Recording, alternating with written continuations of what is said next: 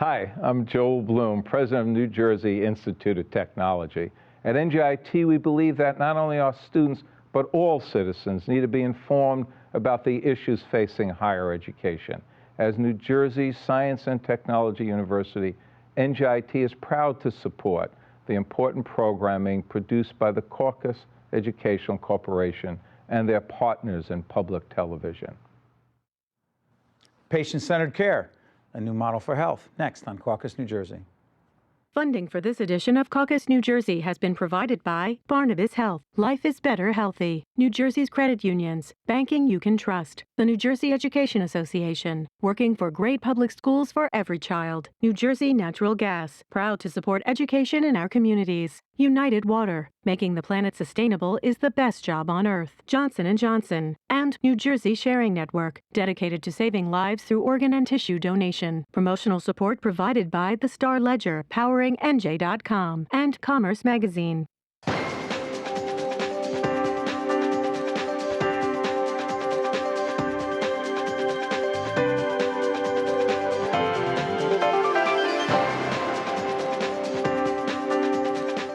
Welcome to Caucus, New Jersey. I'm Steve Adubato. You know, across the nation, healthcare is adopting a more preventive, patient-centered model of care. Joining us here in the studio to discuss this new and very important approach, we have Dr. Terry Shlimbaum, Medical Director, Delaware Valley and Phillips-Barber Family Health Center. Dr. Stephen Peskin, Senior Medical Director for Horizons Healthcare Innovations.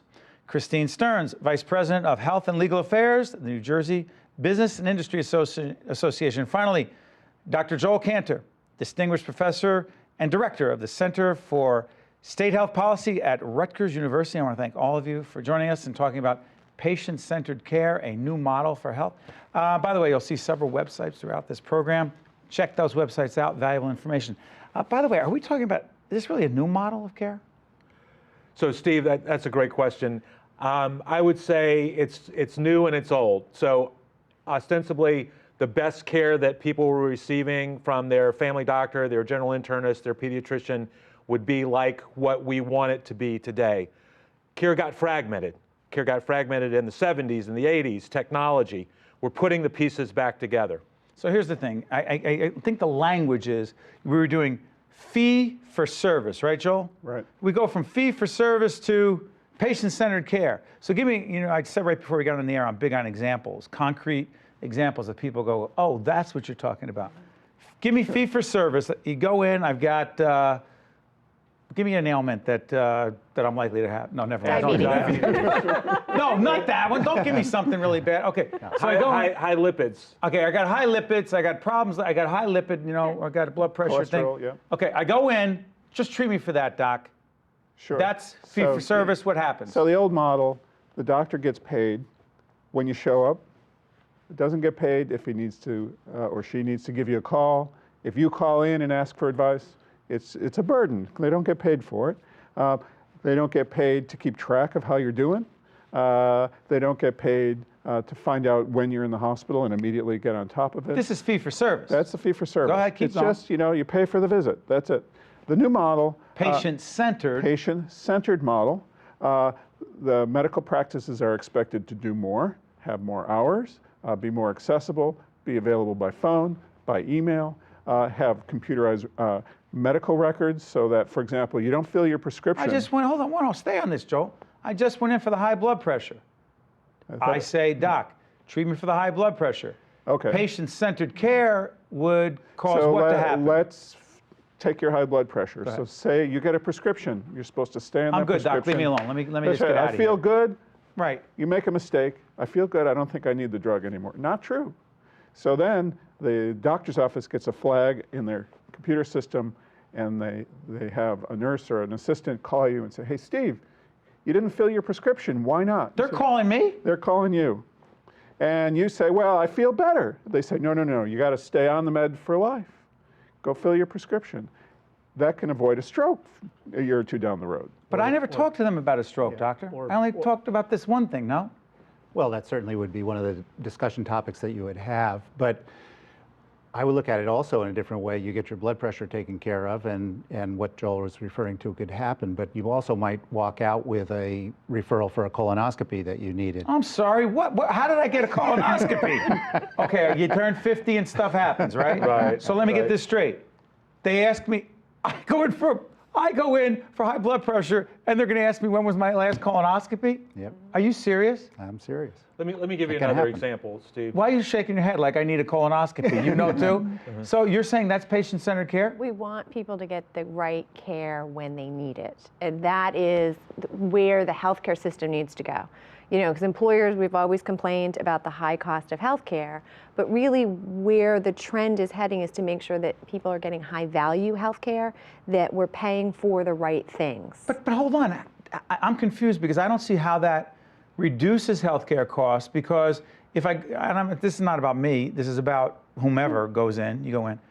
But if they're going to give me the colonoscopy or they're checking for these other things and I only went in for the high blood pressure, then how is that potentially reducing costs? It seems like it's more, no? Let me give you an example of what you asked the first time, and you asked us to use plain language. So a woman that I work with, her boss sent her to me. She's out, go talk to Peskin about your experience. She has been with her doctor for 40 years. She likes this person. She trusts this person. This practice became a medical home. So we pay them to do things like Dr. Cantor, like Joel was What's saying. a medical home? So the medical home is not a nursing home. It's not a mobile van. Got it. It's your health home. It's Got it. where everything should be organized and coordinated. So she said to me, I really like my doctor for 40 years. Trust him. It's better. It's better. Well, why is it better? It's better because they followed up with me, because they had this nurse who works in the office that didn't work there before. She talks to me in plain language, and all due respect to my doctor, who sometimes uses big words that I don't understand. It's better. And that's patient-centered? That's patient-centered. And then the second question you asked about cost. Yes. Great question, a hard question. So what Joel said about the inpatient, so that we can now take patients who are in the hospital and move them more quickly, more effectively, safely, appropriately out of the hospital.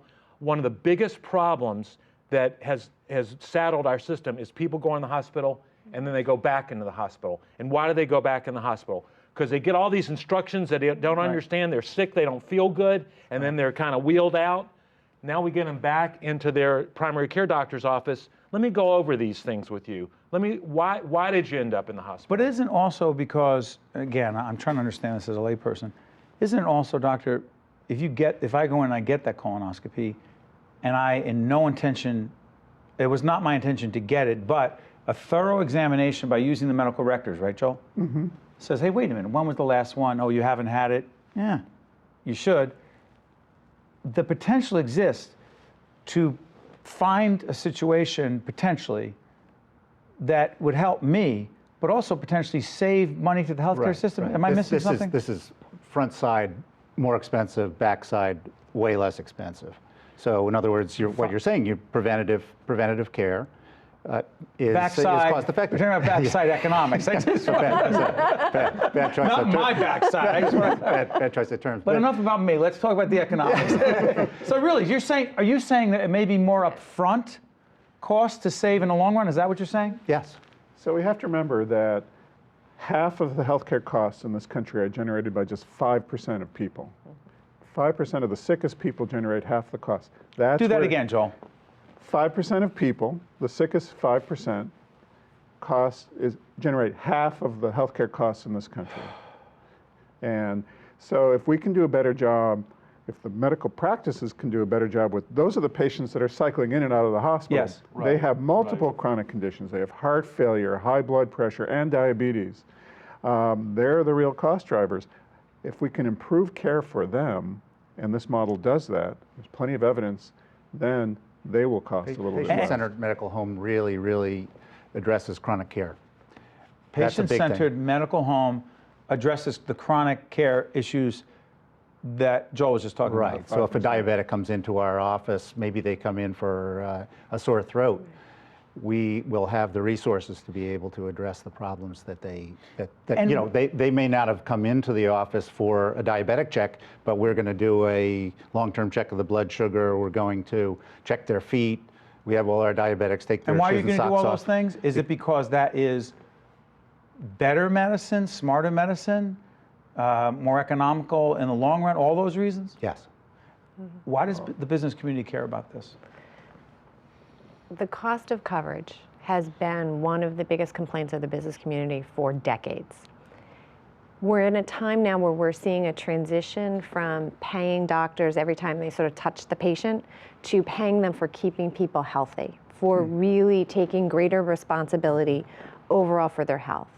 And I think being able to do that without spending more money, so that where we spend the money that we have in the system more efficiently but get better outcomes. And I think that is a good thing for employers. It's a good thing for our employees, that they're going to have better health outcomes. You know, employers buy health insurance, you know, to attract and retain good employees, Sure. to keep people healthy and productive, to reduce absenteeism. So this all fits together, but it's a difficult transition. It's hard to change a system that is somewhat dysfunctional and hard to understand. It's going to be hard for employers and employees to figure out this new model. Excuse me, is it even harder for smaller businesses? Small businesses are having a very hard time right now buying health insurance. You know, the ACA has been... The ACA, the Affordable Care Act has been disruptive for them. Disruptive. Disruptive. By the way, check out our website, because we did an entire segment with Joel talking about the implementation of the Affordable Care Act, which is airing both on our one-on-one program and on Capital Report. Really good stuff, but go ahead. You say it's been disruptive. It's been disruptive. Employers are seeing new plans on the market as we transition to the metal tiers, so they're buying bronze or silver.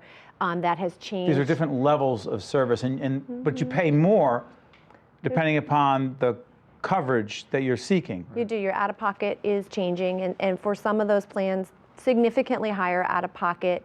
They're getting greater benefits. The ACA added more benefits. So what's the confusion? Sometimes they liked what they had and they kind of wanted to keep it. Okay, I'm not going to turn this show about the ACA. I don't want to get there, but that there is... But what does that have to... But hold on, what does that have to do with the patient-centered care?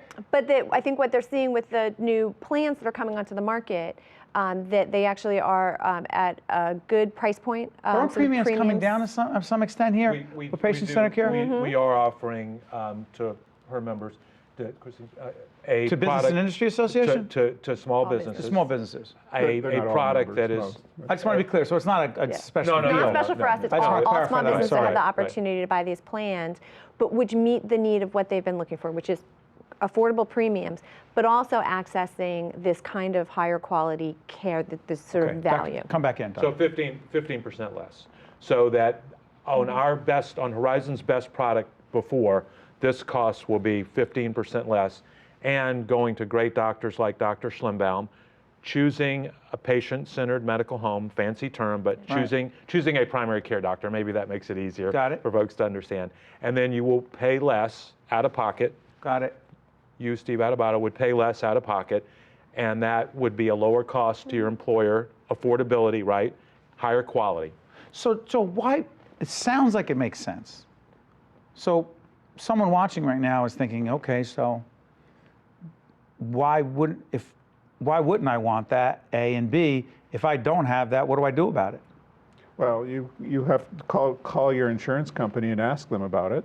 And ask for something called patient-centered care? That's right, or patient-centered medical home. Is that the terminology? That's the jargon. Yeah. Okay. That's right. And Horizon's out front offering discounts and advertising these plans. Others do this. Yeah, this is a movement. It's a real movement. In the industry. They're at the front end of it, but it is a movement in the industry, and the whole system is moving in this direction. But doesn't it have to change, though? This is interesting. We were talking to our producers before we came in here and getting ready for the show, and I kept thinking, this has to change the relationship, the dynamics, the communication between physicians and their patients. Because first of all, the doctor has to be much more proactive in what he or she is raising in terms of whatever, hey, wait a minute, they first have to be looking at the medical records of the patient. They have to care enough to do that. They have to have a system and a staff to do that. And the patient has to be responsive when he or she hears that information to do something about it. That's an incredible shift in the existing paradigm, correct? Well, in the past, we had to manage our patients in a way that was very difficult because we didn't have the resources to do it. So patient-centered medical home is a way to provide us with some of those resources. So as Steve had said earlier, that long discussion that would prevent us from seeing other people can now be handled by a care manager or what have you. Those things are so different and so much better for our patients. And Who else is needed? So physicians really want to do a better job, and this is an opportunity for us to be able We're to do talking it. about, sorry for interrupting. Are we talking about, other than physicians, the other medical staff that we're talking about, who are they? Care coordinators, we could have, in our office we have pre-visit planners. So, What do these so a people do? pre-visit planner is a person who looks over the electronic record before the person comes in, flags it for the doctor so that it's very seamless and easy for us to be able to do better things. So it's not the doctor doing this alone. This is a Right. team No, of it's a people. totally I'm sitting there team. going, Absolutely. so No, the no, doctor's that- sitting there looking at the record? We have been remiss by not using Yes. the word team earlier. Yeah, because in I'm the sitting there, I know I conversation. don't do this alone. I mean, you got this great Terry team of people described behind it. the scenes. I referenced So- it, but Yeah. team-based So you have a care team of people are is a doing huge all part these of things. this. Team is a tenant to So this that by whole the thing. time the Yeah. doctor sits Team is down a tenant. face to face with the patient, he or she has all this information. They know the right questions they ask. They know what the track record is, the history, if you will, of this patient. And so they're truly patient-centered. Right. Fair to say, Joel? That's right. That's right. Also, as we see more and more people gaining coverage under the Affordable Care Act, it puts a lot of pressure on these practices because there's more volume. Well, you lost me there. What's the connection between the so- ACA and this? The ACA is covering more people. Got it. We'll In New have Jersey, hundreds do the of numbers again. thousands. You did this on our one-on-one program. but we'll So, just do it here. it's at least 300,000 growing. In New Jersey, in there are New Jersey. 300,000 more people Right, at least. that have, That have private health insurance. Because of the ACA. Because of the ACA, and that number is going to grow. And those people now have a card, and they're going to want to go to the doctor, need to go to the doctor.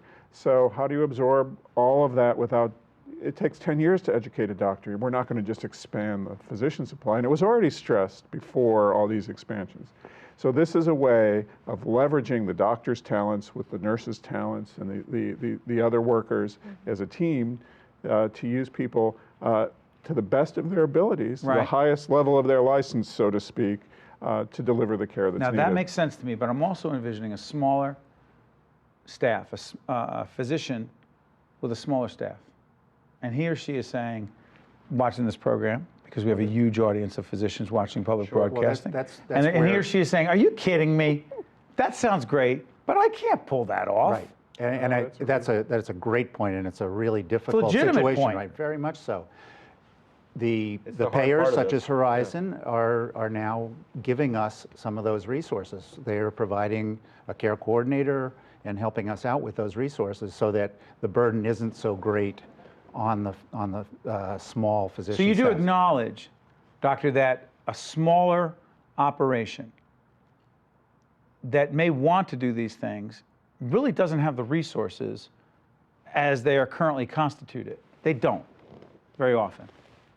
I don't acknowledge that. You don't. So I don't. But If they for the really fol- wanted to do it, you think they could? For the following reason is that we have a number of solo family physicians, Solo? single. They're by single- themselves. Yes. Go ahead. And with some addition, very modest addition, so maybe half of a full-time equivalent, they have been able to transform their office with tools that we've provided, the things that they've learned from the New Jersey Academy of Family Physicians, from other leaders, mentors like Terry, and they've been able to do a really great job. But they A have really to, great. but you're making one thing you're making it clear here is that they have to be committed to acknowledging that the status quo is absolutely not an option. Well, they And know the that. reason it's not, they know it. They know that. I mean, medical practice has gotten harder and harder.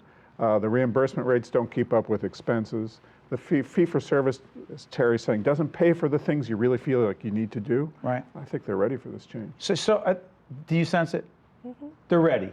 I think so, yes. And so if a physician wanted to do this, the resources are there to do it. And the long-term benefit is clearly there. And again, the alternative is I can't stay in business. Just not going to be able to stay in business. And for patients, go back to the other side of this. Since we're calling this patient-centered care, see, what is it, doctor, that's going to require of patients? So we want patients to appreciate what they should expect. So We do want them, Steve, to genuinely have a higher expectation. The experience of care we talk about, we want them to see that the experience of care is better. I'll give you a great example. Do you have is this the deli example that you told our producers? Yeah. You going to go with it? Yeah. Because I heard it's great. Go ahead. I haven't heard it. Okay. I hear you have a great deli example. Go for it. So a person who is a patient of a doctor that was actually profiled in the New York Times last week, Marty is his name, and Marty said, you know, when I used to come to the doctor's office, I felt like I was taking a ticket in a deli counter. And now they know my name. And now they say, oh, Marty, how are you, sir? Nice to see you. Yes, we've planned for your visit. So that is huge. That's Number versus Marty. Person. Is that symbolic of what we're talking about here? That is emblematic of what we're talking about here. That in previous to this more patient-centered approach, you felt like a number for many people? The economics of the practice of medicine, I forced physicians to see a lot of patients for a short period of time and move them through. And so this is the shift that needs to happen. And I think something that purchasers have been pushing for, you know, this is where we need to get to, that we can use the resources that we have to get people healthy, give them the care that they, or maybe keep them healthy, probably get them, you know, I don't want to go too far. We could try. And you know, provide the level of care to consumers that they're expecting, to try to support physicians with the team that they need, and to try to keep health coverage affordable, because otherwise it was really at risk of becoming unaffordable for a lot of folks. You know, a lot of what you describe is what happens once the patient begins to interact with this physician and the physician team in this new model, this new paradigm, whatever you want to call it, patient-centered care situation. But I keep asking myself, well, what about for all those patients who resist even going in the first place? Right. All the people watching who are saying, they don't even say it, they just resist it. Right. Great question. So this is about taking care of a whole group of patients, whether they come into the office or they don't. And actually, we reach out to those people. If a diabetic hasn't been in for a certain length of time, we have people who are calling them up and saying, you really have to come in. If they're diabetics, why aren't they coming in? It's a funny thing. Patients don't always do what we ask them to do. And so sometimes they need a little prodding. So I'm going to understand something. Patient-centered care also means that medical professionals are much more proactive in reaching out for patients who aren't even coming into the office. Exactly. And saying what to this diabetic? It could be a diabetic, Did could you be anything. stay on that? Yeah. They say to the diabetic, we're what, saying- we haven't seen you? Yeah, we haven't seen you in 3 months. You know, why not? Ask Diabetic's that like, hey, question. mind your own business. I'll come in when I want. Well, some people will do that, but most of the time people receive that as saying, wow, they're really interested in me. I forgot. I forgot. Which is usually, that's more likely to Yeah, respond. People get busy, of then course. don't bother me. Some people might say don't bother me. But the truth is, most people, I'm thinking in reality, are probably thinking, these guys, they're actually thinking about me. Yep. And that Joel, it's got to be a good It feeling. sends a message, and the truth is that we as individuals, as patients, we bear some responsibility for our Talk health about that. as well. And to the extent that the system hasn't been responsive to us, it sort of breeds that complacency. Now that I know they're going to know about me when I get there, it's going to be, I'm going to say, okay, I'll go, you know, and maybe I'll take a little more responsibility for my diet, for my exercise, and maybe I'll even get some more advice than I would have before about how to do that. So, you know, this is shared responsibility. And the reality is, to start this to finish this up where we started, I actually did get a letter from a physician who I have a great relationship with, who said to me, Right. you have not been in for a certain period of time and you are due for a certain test. And you should come in for that test because it's time for you to come in for that test. Right. And I have that sitting right there, and I know I have to do that. Because if I don't, it's not on him. That's on me. So the bottom line to this is also that patient-centered care requires patient-centered responsibility. That's right. Doesn't it? Absolutely. Activation. Instead of like, you help me, you fix me. When I wait too long and I don't do anything, and then I'm really in trouble, right? But the other thing that we're seeing in that Minute sort left, go ahead. in that sort of approach is that we're learning how to deal with that better. What do you mean? As providers, as physicians, we are actually learning how to motivate people better because we recognize that's so important. And motivational interviewing is a whole concept that's now coming out of Motivational interviewing, how to invite me in for that test? Yes. So that I don't feel like you're forcing me, but rather you're trying to help me? Yes. There's a whole art to that? Yes. That's fascinating. Understanding what motivates you as opposed to what motivates me. We are different people, and People are motivated by different things. Well, on public broadcasting, we're still, learning how to motivate people to contribute dollars. I won't do it here, but you get the idea. Listen, There's a lesson here. there's a lesson here. Thank you, Joel. Listen, at Rutgers, you're still learning it. Listen, I want to thank all of you for joining us. You've done a great, we're all trying to support the State University. I want to thank all of you for joining us. You've done a great service. The preceding program has been a production of the Caucus Educational Corporation, celebrating over 25 years of broadcast excellence, and 13 for WNET, NJTV, and WHYY.